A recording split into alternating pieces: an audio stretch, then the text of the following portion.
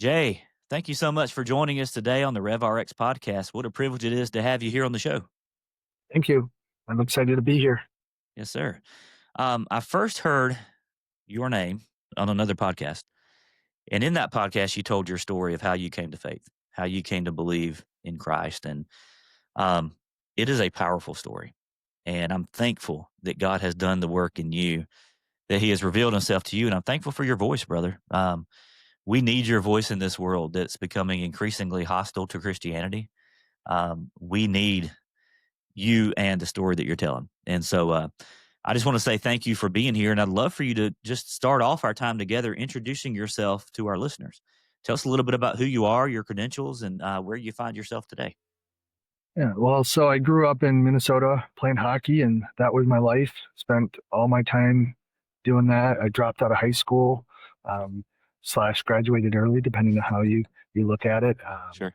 I started doing homeschool my first month of my junior year, and then I took like a standardized test, and it said I was um, out of high school and in the major subjects. And so I got a job and I was playing hockey and doing that. I bounced around playing junior hockey for a few years. It's like a level between high school and college. That's where a lot of colleges recruit from. And so that was my goal and dream. And was doing that. And then went to college.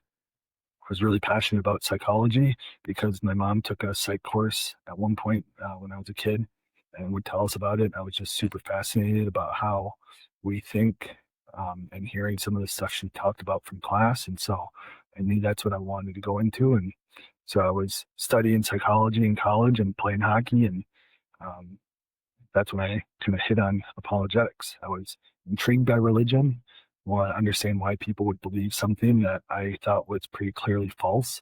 Hmm. And so, in just trying to understand that better, I wanted to avoid my own biases and look to see what, if any, claims are true. And that's where I discovered apologetics and realized, hey, this is the best explanation for the world. That seems true. And so became a Christian and then graduated from college, worked in the Air Force for a few years as a behavioral scientist. And then I was able to apply and get picked up for a program where they sent me to do a master's degree. And so I did that. My master's was in experimental psychology, although while I was there, they changed it to psychological sciences just to kind of fit more modern trends. And so my focus there was in kind of cognitive psychology, how we think, and specifically over the lifespan. And then taught for 3 years after that at the Air Force Academy. That was part of the program. They send you for a master's and then you teach. And then my commitment was up and just the state of the world and things that I'd wanted to really get into ministry. And so I decided to go to seminary. I went to Denver Seminary, did an apologetics degree. My wife um, couldn't pass down a half price education because they had a deal for half price for spouse. So she also did a master's in apologetics while we were there. Awesome. And so we got to do that together. So that was pretty fun. And then as I was finishing up my time there, or during the 3.5 years or so I was there, I just was feeling more and more that um, it would be good if we had more people doing apologetics, or at least someone with a PhD in psychology, and having that terminal degree would um, give more credibility, but also help train me a little bit better in understanding the field of psychology. And Sure. so I applied to some PhD programs, was able to get in. And so went into that kind of with the goal of not knowing what I was going to do with it, if it was going to be full-time ministry or teaching or research or something, but wanting to have that degree so I could work in things related to understanding why we believe what we believe in Yeah. general, specifically with religion. And so did my PhD in social psychology at Baylor and then got hired here at Northwestern College as a psych professor. And so now that's kind of my full-time thing, teaching here and um, getting back into, now that my time's a little more free, doing some apologetic stuff and integrating the two. Some stuff that I can use for class that I do outside of the classroom, and vice versa. So bringing in what I do in class or what I have time to research and bringing that into apologetics, focusing on that intersection between psychology and Christian faith generally, but mostly apologetics. Yeah, I love that. Your story has been winding, hasn't it? Yeah, it's definitely not been a linear path. And I see my story kind of the same way. And aren't you thankful for a God that navigates that with us and prepares the way? Yep. Um, yeah, you're kind of like the psychopologist nowadays. Yeah. And I'm very, very intrigued by that because as someone who understands those worlds, as a pastor and a pharmacist, the world where science meets faith, um, Mhm. I'm very intrigued by our thought life. Um, our thoughts are so important, and we're starting to see some scientific evidence coming to support a lot of that. And that's a different conversation for different today, but I'd love to for a different day, but I'd love to pick your brain about that sometime. But our thought life matters. Um, and what we believe matters. And, as someone who has been raised in the Bible Belt down here in the South, um, most of us are familiar and believe in Jesus because that's kind of what we grew up doing, right? Um, and I feel like that a lot of the rest of the country kind of looks down on that a little bit because they're like, oh, you can't think for yourself. Um, and so when I hear your story about the the the area where our belief system and our thought process meets Christian faith. Like, I want to explore that. And so I'm excited for this time together. And I appreciate you kind of telling us where you come from. And you're right. I think that PhD in psychology, um, I think that sets you apart in the apologetics world because you understand how we think, how we believe, perhaps better than 99% of the country. And I'm excited to jump into that today.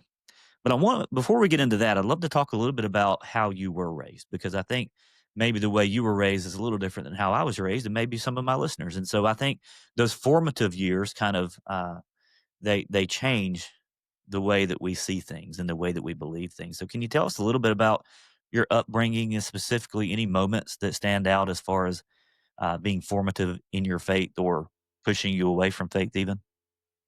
Yeah. So when I was really young, they say the first 5 years of life or so, and obviously I don't remember some of that, but my grandparents lived about a mile away from us, and they were very religious, and so we went to church with them. I have still have some memories of being in the church and what it looks like and everything, and so um, that was a regular part of our life. At least on Sunday, we didn't really have many conversations. I remember my mom would pray with us before bed, but my grandparents moved away when I was 5, and then we pretty much stopped going to church.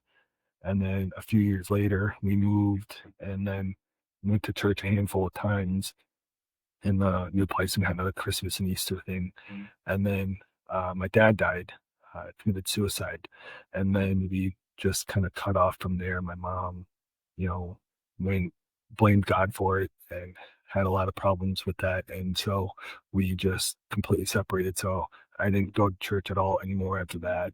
A handful of times as a teenager, I'd sleep over at a friend's house on Saturday and they went to church. So I went with them, but that was it. It was um, no commitment or anything there. And actually, um, during my teen years, our family even drifted farther away. We didn't really ever talk about God, but we sort of lived in a way that was pretty opposed to that. So we would have Playboy or Penthouse magazines in the living room on the coffee tables.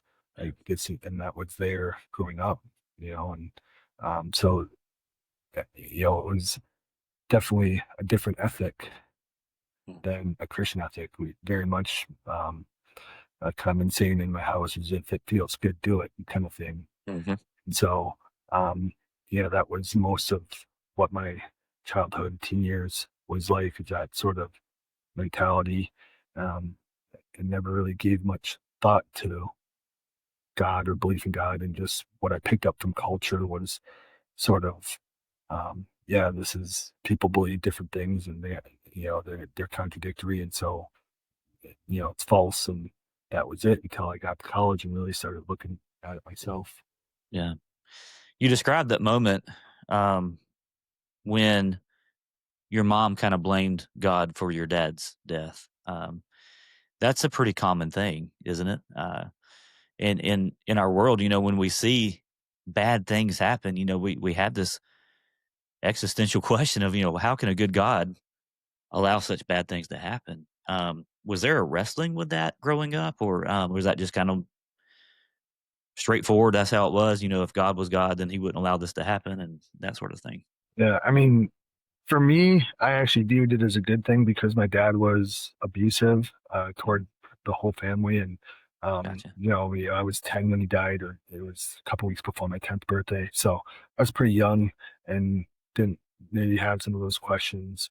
Um, Saw it as beneficial, so it didn't bother me on that end. But my mom, some of that came from her from talking about it with her later, so I don't know the degree and how she wrestled with that um, herself. But what we see in the research is when hardships happen to people, when they're Christian or not Christian, sometimes that will really strengthen their beliefs and they dig in deeper. But sometimes it leads them to changing their beliefs as well. And so you kind of, depending on a variety of different factors, it can go either way for people. That's right. That's right. And we all face hardships to some degree, but those can be important as we formulate our belief system. So you mentioned that that was the case until you got into college. Um, and can you walk us through a little bit about when you started becoming, I don't know, maybe interested in Christianity, and kind of what level of interest that was? Was it intellectual? Was it curiosity? What first kind of drew you to the Christian faith, and then kind of how you approached that?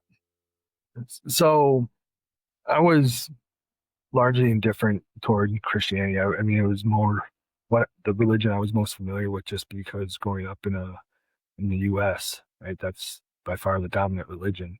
Right. So my interest was more psychology, religion, like why do people believe this sort of thing? And so I remember explicitly sitting in class and learning about confirmation bias and how, when we seek evidence for what we believe, we typically find what we're looking for, and then we can rationalize and justify that belief. And so that was like an aha moment for me for Yeah.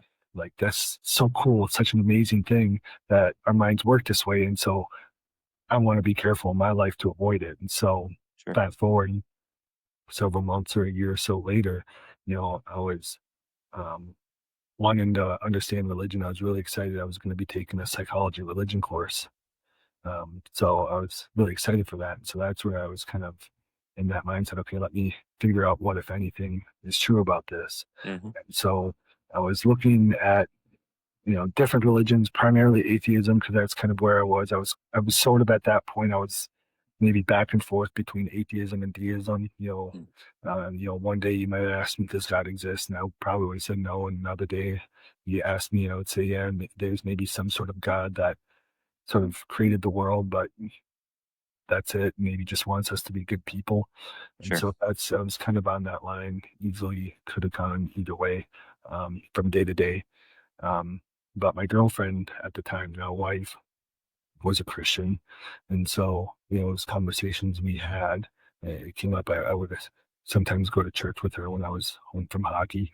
And so when I was looking into different religions, atheism, looking at that, she was able to recommend some apologetics books. She actually didn't know much apologetics. She, had a little bit of training. Didn't really even know what the word was, but knew of some different people in that area. And so, um, I started reading. I started with the Case for Christ books Mm. because I'd heard from her, from other people about some guy who tried to disprove Christianity and became a Christian. And so that's Hmm. what I Googled because I didn't know the name of the book. No one knew it.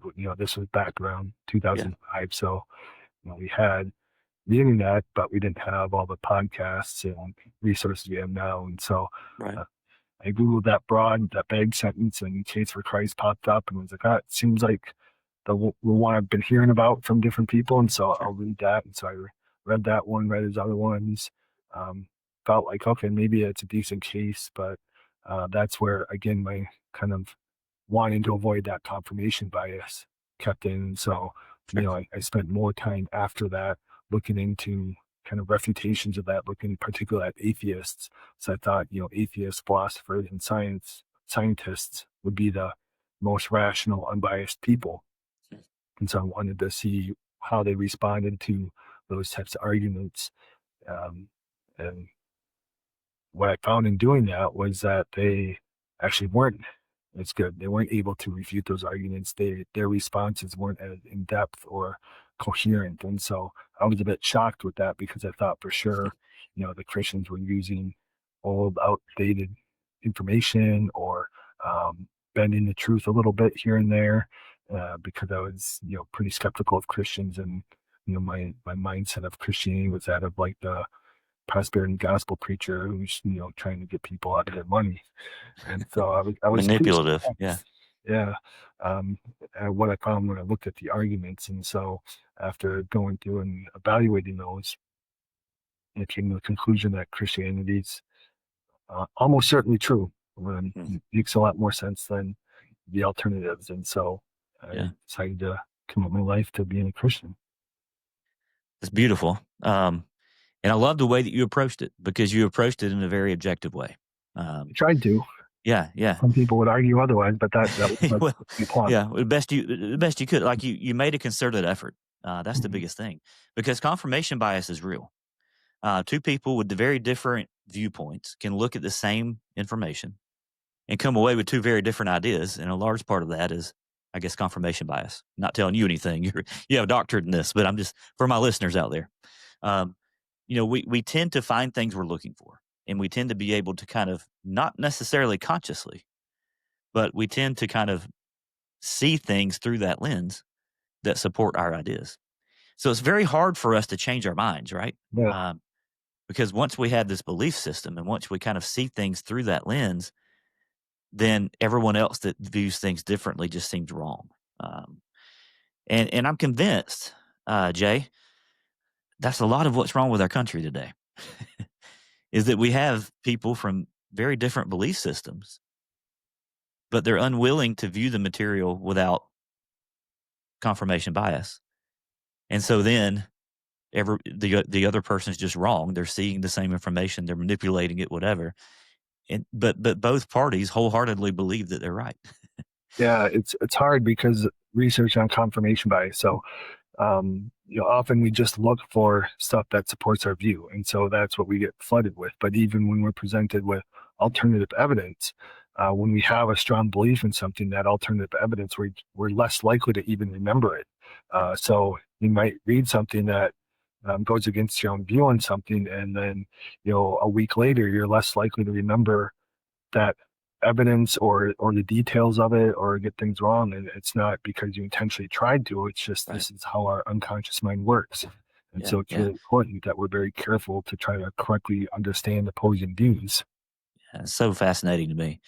And yeah, you said it right. It's not intentional. I think a lot of times we see the other side, whatever side that may be, as kind of a caricature of who they really are. Um, but a large part of it's just the subconscious. Yeah. We don't realize we're doing this. We're not intentionally doing this, but it keeps us from being open minded and keeps us from being able to see evidence contrary to what we already believe. And so when you approach Christianity from that standpoint, you approached it kind of with this question. From my understanding, is why do people? And that course sounds fascinating. Was it psychology of religion? Is that what it Yeah. was? Yeah, that sounds. I'd love to take that course. Do you teach that course? I haven't taught it yet, but I'm Yeah, hoping in a year or two we might offer it as a special topics and teach it, or maybe do a group teach that's um, cool. course with some of the other instructors here, because it is a Christian college. So Yeah, some of the other professors may want to teach that. But yeah, I'm hugely fascinated by that. yeah. But I've interviewed several apologists, and I want to get to I want to define what apologetics is because I haven't done that yet. Um, I've interviewed several apologists lately, and the same phrase keeps coming up. Christianity explains the world better than any other explanation. The Christian worldview explains the reality of what we see and how we experience the world better than any other worldview. Can you dig into that a little bit and why maybe what evidence you found that helped you reach that conclusion? Yeah. So for me, a big part of what convinced me was the natural theology argument. So these Yeah, are arguments from looking at nature to see to kind of make the case for God generally, not specifically a Christian God, but that there had to be some sort of designer or creator. So, like cosmological arguments that would point to a creator, like the universe had to be created by something Mm. outside of itself. Um, Design arguments or teleological arguments that showing like the way the universe was put together in a very precise way. If you know the gravitational forces were just a little different, or Mm. if the universe is formed at a little different rate, or places or times, like we wouldn't have life. So those types of things were very convincing Yeah. for me, and kind of made it for me. It was hard to say, yes, this could happen naturally, but the probabilities are just so small. It's so unlikely that it, it seems to be a better explanation to say that God created it. And so once there's that foundation of Mm. God likely exists, then okay, well, whose version of God? What does that look like? And so the historical evidence for the resurrection and the reliability of the Gospels in particular seem to make more sense, along with, say, a moral framework. And I was never particularly drawn to the moral argument. Mhm. Uh, I know for a lot of people that, they can't let go of this idea that morality without God is just subjective opinion. Yeah. Um, so that wasn't something that necessarily played a role for me, but it did within a Christian context seem to work best for what we generally as a culture or world consider to be good or bad behavior, morally right or wrong behavior. And Christianity seemed to make more sense in that context. Yeah. Yeah. I love that. And it does. Um, but a lot of times the caricature of Christians that is portrayed out there is that we have this blind faith. We're just going into it blind. But in reality, it takes more faith to believe the opposite, right? Like the probability that this world just kind of created from randomness takes a lot more faith to me than that there was a God that orchestrated it. And so once you made that realization, that I'm sure that was groundbreaking for you, right? Like, what were some of the feelings that you had? Like, man, I approached this and I was not necessarily expecting to find what I found, and now I've got to do something about my core belief system. What did that feel like? Yeah, I'm for me, there weren't many emotions attached. I'm not a very emotional person, and Yeah. maybe you've already picked that up from this. Like, I do have emotions for sure. I'm not, um, but just they're not very strong in me, and so especially when I get intellectually curious about something, I try to just want to understand it. Yeah. Uh, but really, the one that I do recall feeling was really more surprise than Mm. anything. Because I didn't think Christianity was true. I didn't think the arguments would be good once I heard them. I thought for sure atheists or other religious believers would have good responses to the arguments for Christianity, and so I was really surprised each step of the way that they weren't as good. They weren't able to refute, the arguments very well. Um, and so for me, it was at that point where I just felt like I reached a sort of endpoint or finishing whatever book or lecture I listened to at the time. It was just like, okay, well, I think this is the truth. And so Mm. you're going to be a Christian, and it doesn't make sense if Christianity is true, right? And the God of the universe inspired this book, Mm. and wants us to love him and follow him. Um, it doesn't make sense to do it half-heartedly. So I'm going to be all in. I'm going to be fully committed, and try to live by the book, and um, you know do that in a variety of different ways. Awesome. So when you had this understanding and you reached this new basis for the framework of your belief system, you kind of, from what you explained to me, you're like, okay, well, more people need to understand this. And I'm sure that wasn't exactly immediate, but and so you decided that you wanted to go into ministry. Maybe God was calling you that way. Um, and so you got a degree in apologetics. And I know I'm fast forwarding through some of your story here, but for time's sake, I want to talk about apologetics because maybe people out there aren't familiar with that term. It kind of gets a bad rap sometimes. But apologetics is not apologizing for our belief. Matter of fact, it's the opposite of that. Um, But it but does have the same root word in Greek. yeah, So apologia, and so that came to mean, it sort of branched out to mean like a rational defense, like apologetics or an apology, and that can be a little confusing. But if you think of if someone does something wrong to you and apologizes, right? You know, we appreciate that someone says I'm sorry, but a really good apology when someone says, I'm sorry, I'm sorry because X, Y, and Z, and so that they have not an excuse but a legitimate reason. Like that is a more heartfelt, sincere, um, maybe not more heartfelt, sincere apology, but it's more meaningful to us when they've been mhm, harmed. Right? If someone stands you up and late, they're like, I'm so sorry. I got in a car accident. Like we tend to be more quick to forgive or understanding in those situations, and that would be a much better apology, how we feel it, than someone, sorry I'm late, I just didn't care a whole lot, or I was yeah. busy. So it's kind of the explanation. Uh, Right. and that's a really good explanation of what apologetics is. It's an explanation for why we believe the way we believe. And so, for those that may not be all that familiar with apologetics, can you kind of give us just a high level view of what that is and why you were so interested in going into that, and then why is apologetics important for the everyday believer? Because apologetics isn't just for people, you know, the pastors. It isn't just for those in ministry. It isn't just for those that are on platforms. I'm convinced that we as the church need to do a better job equipping our congregants for believing why they believe what they believe, explaining why they believe what they believe. But yeah, if you could help us with that, what is apologetics, and then what was your interest in that, and why is it important today? Yeah. So apologetics, I use a very broad definition of it. So it would be, reasons or explanations for why we believe.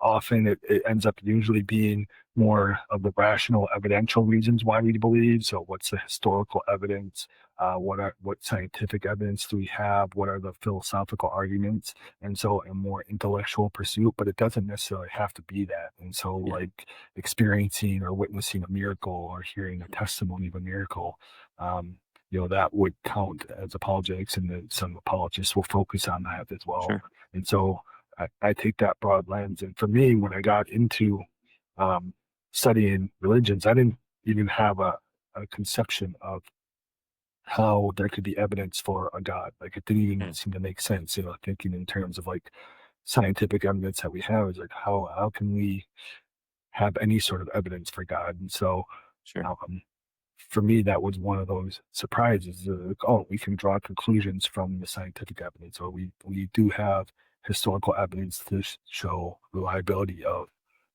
the Bible, things like that. So there was that level of surprise. And so for me, I'd never heard any of that. I didn't know that were true. And in fact, one of my things that kind of slowed down my progress and was a bit of a barrier to me becoming a Christian was, my grandparents were religious. I knew religious people. I visited churches with friends. And so I remember having the thought, if this evidence and these arguments are true, if they're valid, if they're good, this is all I would have heard about from all these different people.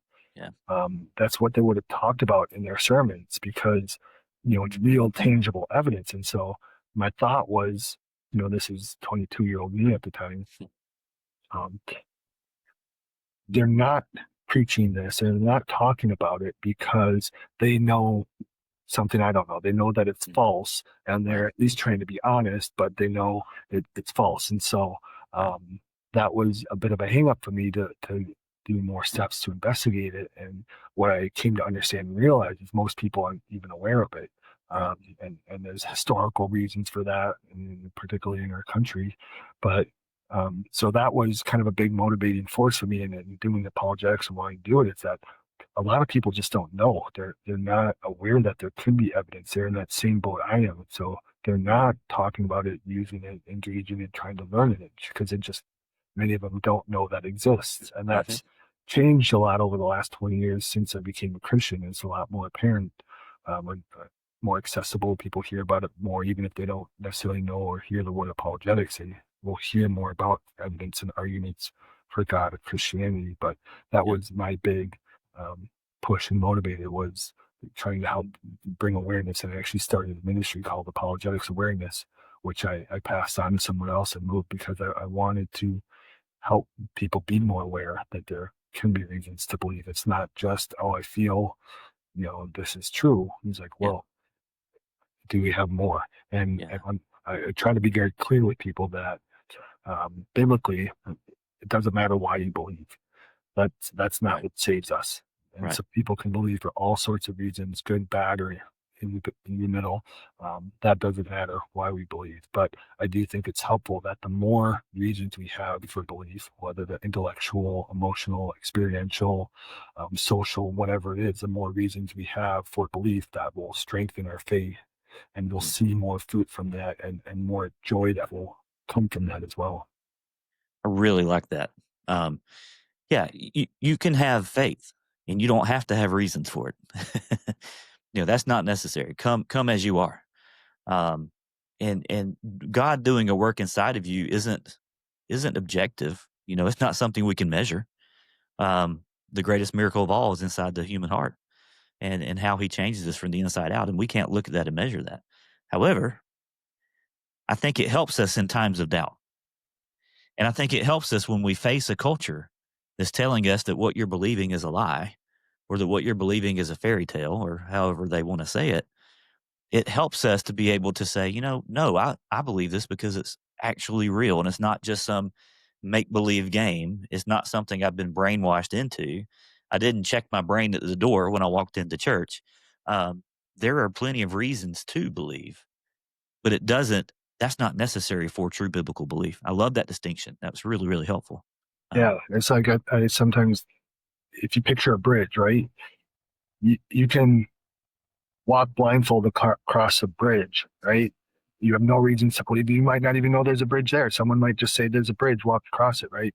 Or it could look like a ratty, old, beat up bridge, right? And you can still, going onto the bridge, that's the act of faith. That's faith. And you can look at the blueprints and watch it designed, and you're gonna have more evidence that's gonna hold you, right? yeah, But you don't need that. And we all come from it at a different perspective and different levels of what what counts as evidence for us, and if we're willing to trust that bridge and take the act of faith of walking across it or driving across it. And so um, the key though is, did you go on the bridge? Were you able to use it? That's the faith part, and that's what's important. yeah, yeah. You trust the bridge enough to walk on it. You trust the bridge enough to give your life to it because, hey, if that thing falls, you're going down with it. You don't have to understand the structure behind it. You don't have to be able to see all the supports that are there to make it a good bridge, to have faith in the bridge. However, when you're walking across that bridge and maybe it sways a little bit, uh, it helps to be able to say, you know what? No, the way that this is made, it allows for that wind shear, and okay, I understand that this is just part of it. Yeah, It's a really good explanation and a really good illustration. And so when you think about Christianity, and when you think about the fact that everyone's kind of in a different place in their walk with God, right? We're not ever like all together. I'm a young adult pastor, and so I get people when they graduate high school, age 18, and kind of help them through those formative years, college years, or when they go to trade school or go right into the career that they're after. But that's really a time in our life, and it was, college was kind of that time for you, it was that time for me as well, where we begin to make our faith our own. And so we do kind of, I think, naturally have that curiosity. Why do I believe what I believe? Do I believe that just because I was taught that, like we are the Bible Belt? I grew up, I went to children's church, I went to vacation Bible school, I was in a youth group. Okay, that's great. But now we need substance to it. We need to believe what we believe because we know that it's real. So, what would you tell someone who is, and even if they're not in that age group, but different people are in different places with their walk. What would you tell someone as someone who understands both psychology uh, and religion and faith, who's wrestling with those doubts and trying to reconcile? Okay, well, if so many people in the culture tell me this doesn't exist, and if I'm having doubts of why would God allow this to happen? That kind of thing. What would be your advice to someone struggling through those times and wrestling with those times? Yeah. So one, I tell people with this, doubt's not a bad thing. Yeah. And you shouldn't take it as that or as a fearful thing, right? It, often can be a sign that you become more knowledgeable or grown in some ways, right? And so Yeah. keeping your faith up with that um, can sometimes take a little work. Hmm. Sometimes people not. I love the line from C.S. Lewis. It talks about doubt, and he says, when I was an atheist, there were a lot of times when I doubted atheism too. Hmm. And so whatever someone's religion or worldview is, they're probably going to have times where they doubt that it's true or the right one. Yeah. And so it's not just a unique thing for Christians, and that's okay. And so um, again, what we know probably from for most people is that having multiple anchors or ties to a belief is going to strengthen it. So, Mm. um, apologetics can be one of those things. Do you understand? We have good reasons for why the Bible is true, and that comes from a lot of different realms. And so, Yeah. some will appeal more to others than some people. So, um, I wasn't a big fan of the Christian sexual ethic, coming as a non-Christian with my upbringing, Right. but I've come to see research on that, empirical research that, fewer sexual partners tends to correlate with higher levels of happiness and lower Mm. levels of depression. And so sort of that confirmation that the biblical sexual ethic makes the most sense. It's what's best for our own interest. Right. And so that for some people might be like, oh wow, that's really important. But other people are like, yeah, whatever, I don't care. So finding what, those answers that you need is a big part of it. And it might be, all the different areas. It might just be one. So engaging in apologetics, I think, can be really helpful. It's often Sure. presented as this is just intellectual and it's not formative, but it's extremely formative Hmm. for people in lots of different ways. It has been in my life.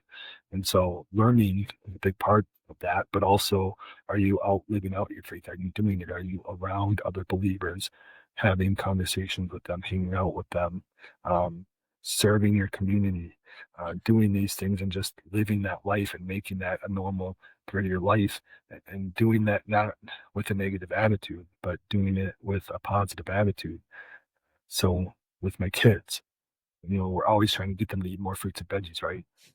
So the rule we had, when they're doing something, trying to eat something they don't particularly like, it's, you're not going to have a lot of it, but just take a bite or a couple bites without complaining or putting much thought into it. Just make it part of a normal experience. Mm. Because when we get really upset or angry about it and like, I can't believe I'm doing this, it's disgusting or terrible, right? That then conditions us to think that it's a more of a negative thing than if we just sort of do it with a positive attitude or a neutral attitude. It just becomes normal and part of life, and we don't have those negative experiences, and that can start to build up a situation where we experience a lot more joy from it, and can be a positive experience. So, for example, like volunteering and serving at your church or even some other way. It doesn't necessarily have to be in a church.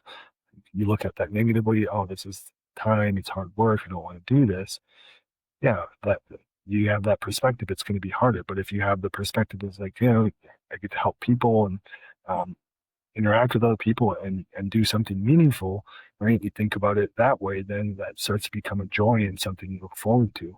And so thinking about faith or practicing faith in a way where, you're using your mind and your body in the sense of doing and following through with these things. I think having both actions can be really helpful. Yeah. Um, we kind of came full circle, didn't we? Thought life matters. Your perspective when you do these things conditions your brain to react a certain way the next time, right? Um, and so being able to do that in a positive way sets yourself up for your brain to expect that to be a positive experience next time. Yeah. But the opposite is also true. You do something begrudgingly, and your brain's going to dread it next time, right? That really matters. And going back to what you said about science kind of playing out some of these truths. Um, I, science lags behind God, right? But I love it when science starts playing out what we know to be true. And so the scientific studies, the research that's done out there is starting to show that some of these call them mandates, ethics, whatever, that God gives us in the Bible actually result in an improved quality of life. It's almost like God knew what He was doing. Yeah, exactly. And one of the ones I like to use lately is this. I've seen a lot of science come out about gratitude journals, and even apart from religion, apart from faith, just gratitude journals. If you keep track of what you're thankful for, what you're grateful for, making that part of your everyday practice, you become a lot happier. You become a lot more of a positive person. And I think of the times in the scripture where we're commanded to, in all circumstances, give thanks. And I'm like, it's almost like God knew what He was doing there too. And so Right. science is kind of playing this out, and it's like, hey, you know what? All of these things, those things are good for us. And we don't need to wait for the science to come out, but I love it when science verifies biblical truths. And Yeah, we're seeing more and more of that these days, it seems like. for sure. Um, well, Jay, you are a blessing. I appreciate you and your story and your voice. It's so important in our world today. Can you tell our listeners where to find out more about you and what you're doing and your story? And I know you're in a couple different places on social media as well. Yeah, I've got Facebook, Instagram, X. Um, Not super active on those, not right now. I recently started Substack back up, so I hope to start writing a little more on there as well, and talking about some things with the intersection of psychology and Christian faith. And um, again, mostly that'll be on kind of apologetic stuff. How do we know Christianity is true? But Mm. even more broadly, of you know, parenting, may be something, because that's related to psychology, and so Yeah, at that from a biblical lens, or what um, Christians kind of culture talks about or discusses in that. Critical thinking part of it, and so how do we apply that critical thinking to faith or different faith claims, whether it's within Christian circles or outside that. So that's the plan, and hopefully I'll start being consistent on there, and writing, and yeah, that would be the place to go, and pretty easy to find. awesome. Um, if you'll send me the link to that Substack, I'll put that in the show notes. Okay. And I'll put links to your socials there too. But Jay, you're a gift. Thank you so much for being here, spending some time with us today, and telling us your story, but encouraging us in our faith. And I just want to say to our listeners out there, if you find yourself in the Christian world and you find yourself following Jesus, I want to encourage you that you don't have to check your brain at the door. Uh, Christianity is true, and there are so many reasons and so many ways in which that lines up. And so I want to encourage you to seek that out for yourself. Jay's doing great work in this field. And then if you're out there and you're struggling, maybe you haven't come to faith yet, you have doubts, you have questions. I want to encourage you to wrestle with those too. Those are normal. And I want to encourage you to have an open mind, to do away with the confirmation bias that we talked about earlier in this show. And if you have any questions, reach out to me. I'll have Jay's info there too. Reach out to him. I'm sure either one of us will be able to help you through those and guide you towards the truth. But thank you, Jay. Thank you, listeners. What a great episode this has been. And I can't wait to connect with you again soon, Jay. Thank you, brother. Thank you.